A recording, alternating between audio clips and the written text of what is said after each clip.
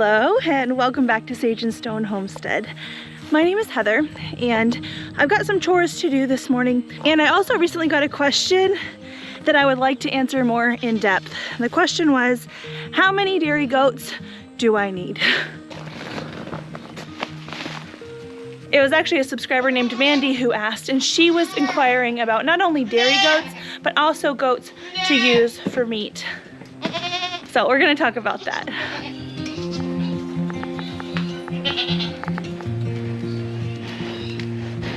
Right off the bat, my initial answer is at least 2. And depending on your situation and really what you want to use your goats for, it could be a minimum of 3, it could be a minimum of 4, or even 5.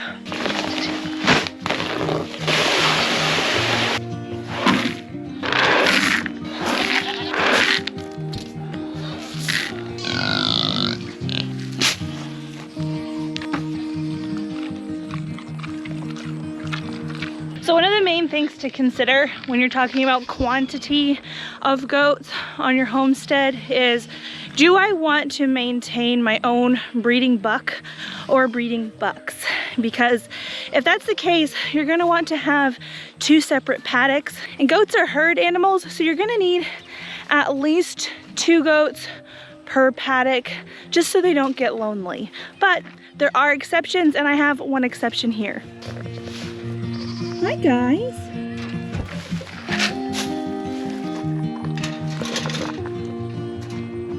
Hey, sweet boy.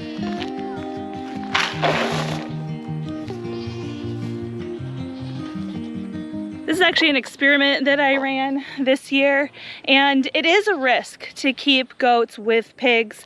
Certain breeds of pigs may be more gentle than others. We keep coonies, and these 2 different species of animals have really bonded well together, and Havoc doesn't yell for the other goats, and he's not lonely. So if you had a situation like this, I'd say you could keep fewer goats, but if you didn't have another companion animal that was gonna work out for your buck, you'd want to consider keeping either 2 bucks or a pet wether. A wether is a castrated male goat, and wethers are extremely valuable, and I would highly suggest that anybody who is going to keep goats keep at least 1 wether, because wethers can be kept with either males or females, and there's not going to be any breeding accidents happening or whatnot, and everybody gets to keep a friend.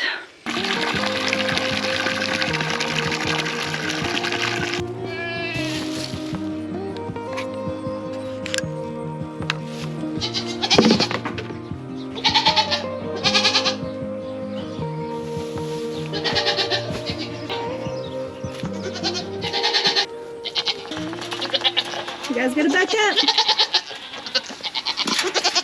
I actually keep 3 breeding bucks on my farm right now, and I'm thinking about keeping a 4th, and that kind of ties back to our intentions with our goats here.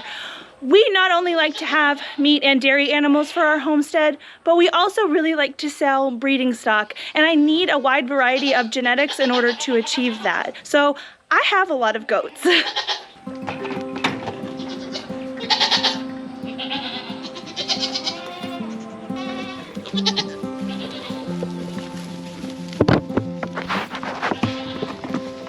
Come here.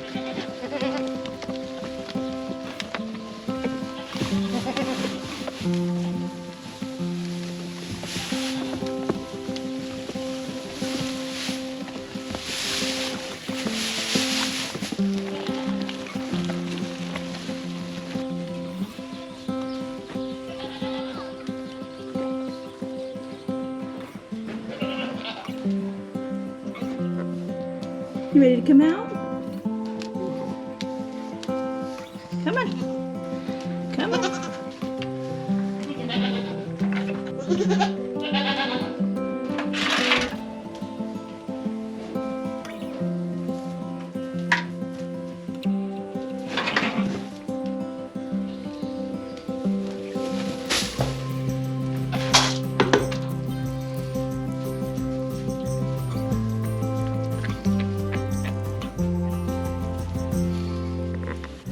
option that you may have in your area if you do some digging and you make some friends is you might be able to not keep a buck on your farm if one of your friends is willing to offer stud services. I've done that quite a few times for my local friends here, and there's also the option to have your goats AI inseminated, so you may not need to keep a buck at all or worry about him or a friend for him. Something to consider too, even if you don't keep a buck, 2 does may not be sufficient because, for example, let's say you need to take one of your does to the vet, and that's going to leave your other doe alone in the pasture. While you're gone and while the other doe is gone, she's probably going to freak out. So that's where a really great pet weather comes in handy, like I mentioned before, or you could keep a 3rd doe. So if you haven't already caught on, goat math is a lot like chicken math, a lot like cow math. You just amass goats, but it's for reasons. There's reasons. I don't want anything left untried. Will you come with me, Homestead? So let us just do my love, and I'd stop thinking of this over. Just do my love and see where this road Back up. will take us now. One of the reasons that we keep so many goats here is because I like to have milk all year round. When a goat comes into milk after they have their babies, they peak in their volume of milk production at around 6 weeks post-freshen, or 6 weeks after they have their babies. And then after that, their milk volume slowly starts to decline. And that does depend on the goat, and it does depend on their genetics, how long they'll hold a nice steady milk production. But in general, they're not going to keep their milk production for a full year, not to the capacity that we hope for. We are a family of 6. It's my husband and myself and our 4 children. Our youngest is 4 and our oldest is 10. And in order to get as much of our dairy needs met that I like to meet, we need to get about a ½ gallon a day minimum. And I also like to milk only once a day. I feel like the once a day milking schedule really helps free up my time, where I'm not so tied to the farm that I have to leave parties early. I can't do many things on weekends. It just makes it so I'm a lot more flexible. And when you milk once a day as opposed to milking twice a day, you definitely do get less milk. It's about 30% less volume than you would get if you milked more often. So because goats are generally only bred once a year and they only kid once a year, it means that they only refresh their milk supply once a year. And a lot of breeds of goats are on a cycle with their estrus. They'll only come into heat in the fall, and in general, they will have spring and early summer babies. And by the time the fall comes around again, they're ready to breed. You can absolutely milk a doe while she is pregnant, so this isn't a huge issue. It's just towards the end of her pregnancy, she really does need about a 2-month break just so her body can recoup and all of that nutrition can go towards her kids. So you have to consider, do you want to plan to have a dry period? Maybe during that dry period you can plan vacations and stuff like that. Or do you want to plan to have milk year round? And if you want to plan to have milk year round, you're going to want to choose breeds that also are polyestrous, that can basically go into heat all year round and have kids whenever. That's one of the reasons that we keep Nigerian dwarfs. We also really like our Nigerian dwarfs for their butterfat content. Nigerian dwarf goats have one of the best butterfat contents, if not the best butterfat content of their milk of all the dairy breeds. So for us, being able to get the cream to make butter and other lovely things is really important. There are bigger breeds that can produce lots of butterfat. The way to basically ensure that is to buy registered goats whose lineages have gone through milk testing, because they're going to have proven themselves, and you'll be able to see that on paper. Now, the stars on the paper aren't a guarantee, but as long as you buy from those good genetics and you feed her well and take care of her well, she should produce just as well as her ancestors.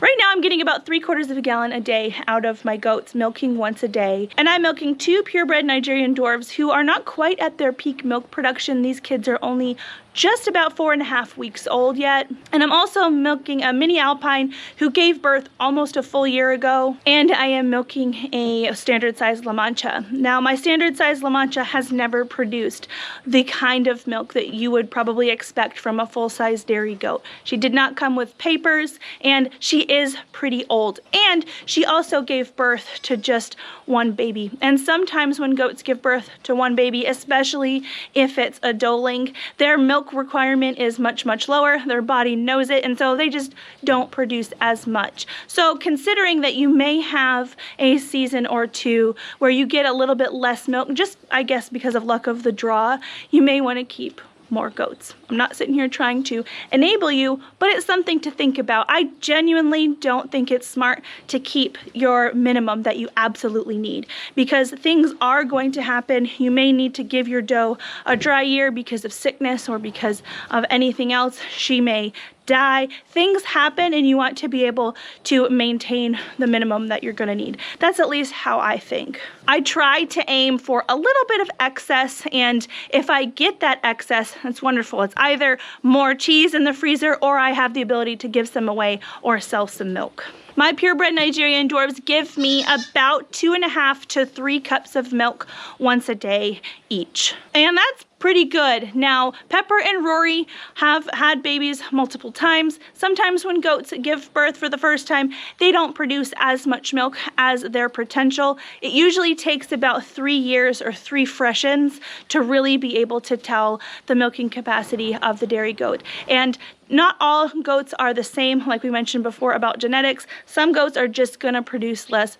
because of genetics. It's also of my belief too that unless you really feel like you need to grow a meat-specific goat, that you don't usually need to keep meat-specific goats in order to get meat, especially if you also want dairy out of your goats, because you're going to have surplus babies. Unfortunately, unwanted kids just are a byproduct of having dairy goats, and you can put them to use by putting them in the freezer. We did just process 4 of our own meat goats. We called them meat goats, but they were just dairy hybrids. Their dad was a Nigerian dwarf, and so they weren't big, but we got about 25 pounds of meat off of each goat, which meant 100 pounds worth of meat that we really didn't have much input into at all. They grew on pasture, they drank their mama's milk, and they were well loved the whole time they were here, and they gave us a lot of meat for our freezer and the freezers of others. And they were not technically meat goats. The amount of goats that you should keep doesn't only depend on what your goals are for your farm, but it also depends on how much space you have to keep them sheltered.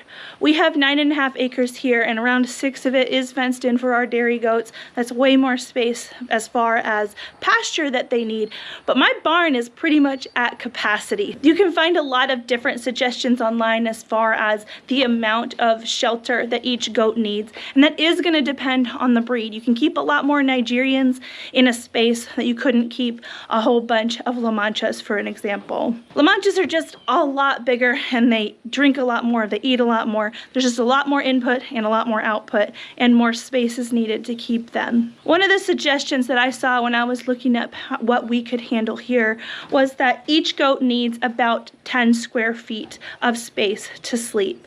Goats will huddle up together and kind of nestle down. It's not that they sprawl out and need so much space to sleep, but that indoor space allows for them to not only have a space to sleep, but to have a space to use the bathroom, because goats, they usually will not go to the bathroom where they sleep. My goats pee right here. There's a spot right in the middle of the barn. It's a little bit covered up with hay right now. They will pee there. Nobody sleeps there. So the 10 square feet allows for a place for them to sleep and a place for them to pee. My barn is 980 square feet if you take the outside measurements into account. Part of that is a milking parlor, part of that is a rabbitry, part of that is a pig area, and then I've got my kidding stalls here. When we're not using the kidding stalls in order to create a space for our does to have their babies in private, I will open up all of those doors, and that space is available for goats to rest. You don't necessarily need to have a whole bunch of pasture to keep goats either. In general, goats are browsers and not grazers. My goats are used to having basically nothing but pasture. There are a few trees down by at our pond. So my goats do graze, and they do it pretty well. But if I didn't have this much grazing space, I would still likely be able to keep the amount of goats that I have. I would just have to feed more hay. And we have about 200 days worth of hay feeding season where our pasture isn't growing every year. And so we need to consider that we need to feed 200 days worth of hay.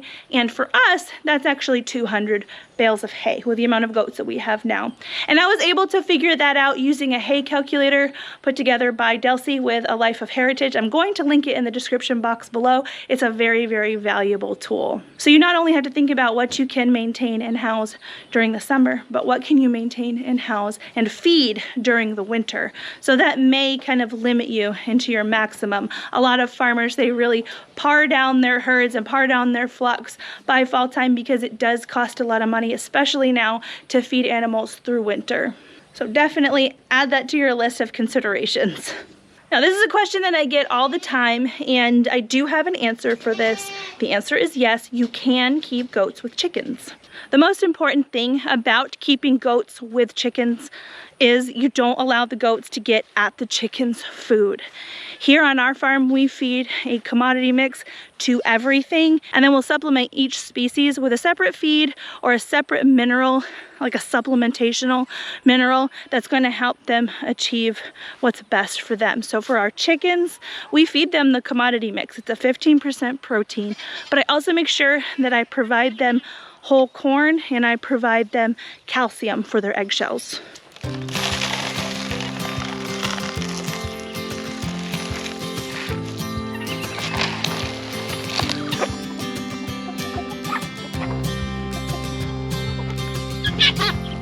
So this here is my solution for keeping chickens with goats and keeping the goats safe from overeating. So I keep the feed on the outside of the fence, and our fencing is small enough where the goats can only get their nose through. So whatever they can stretch their tongues out and reach, that's what they get. Otherwise they get hay. They're perfectly fine with this. So we're at the entrance to the chicken coop right now, and right here is where I have the chicken's calcium hopper. I put the oyster shell down in here, and the chickens peck the calcium out of here, and the goats don't seem to mess with it at all. So this is the extra thing that the chickens need with the commodity mix.